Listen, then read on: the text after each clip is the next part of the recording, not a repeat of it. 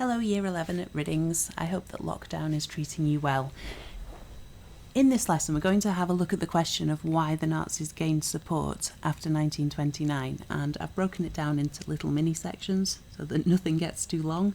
The first one's going to just look at what happened to the vote, first of all, after 1929. And you probably recognise that year as being significant.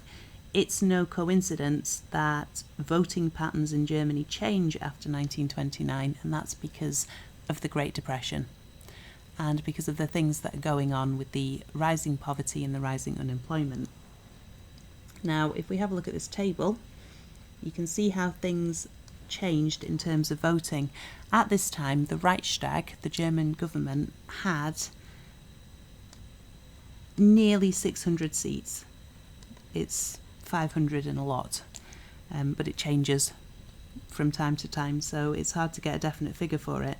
Also, in the 1932 election, I had a look, and there were, I might have lost count on the list on Wikipedia, but there were about 37 different political parties vying for votes, and these votes are taken, if you have a look,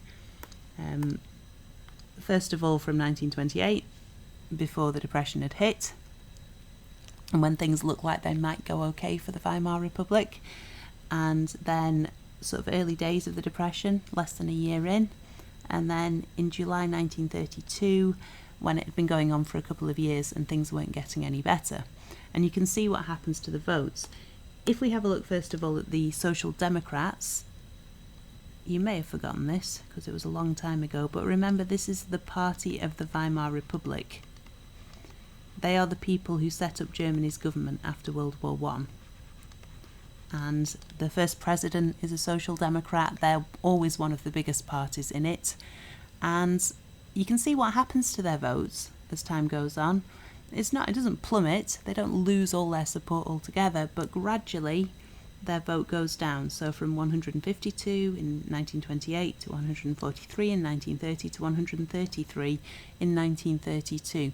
They were gradually losing support because people were looking to other political parties to vote for. And then the other two that we have on this table are the Nazis and the Communists. And even though they're on opposite ends of the political spectrum, I've got this picture here from when we did it before. Remember, what they've got in common is that they are both extremist parties. And that means that they want to change society a lot, and also that they are prepared to really force people to accept those changes. They're prepared to use quite violent means. They're prepared to break the law. And they're quite open about the fact that they don't like the government in Germany and they would rather replace it with something different. So we've got two extremist parties here, one on the left wing and one on the right wing. And you can see what happens to their votes. Now, the Communists really gain a lot of support in the Depression, and this is partly because workers are suffering so badly. Remember, Communists tend to be more popular with the workers. They tend to be more popular with poor people because they're promising to share things out equally. And their vote goes up from 54 to 77 to 89 in 1932. This represents about an extra 1 million votes. And by 1932, they represent about 15% of the electorate. So 15% of Germans are voting for the Communists. It's the biggest communist party in Europe, in the world, in fact, outside of Russia, which is a communist country. So the Communists are gaining a lot of support. They're becoming a really important political force. But that's not as really noticeable as what's happening with the Nazis. If we look at Adolf Hitler's National Socialist Party, you can see that their seats go from being 12 in 1928, when they were maybe getting 3% of the vote, to 107 in 1930, to 230 in 1932. And this makes them the biggest party in Germany, the biggest party in the Reichstag. Much bigger than the SPD.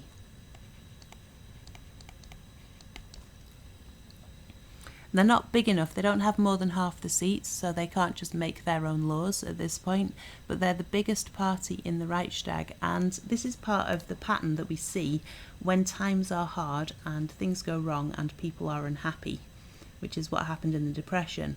People stop voting for the nice people in the middle who promise to keep things the same and do things the way they've always been done, and they start looking for new solutions.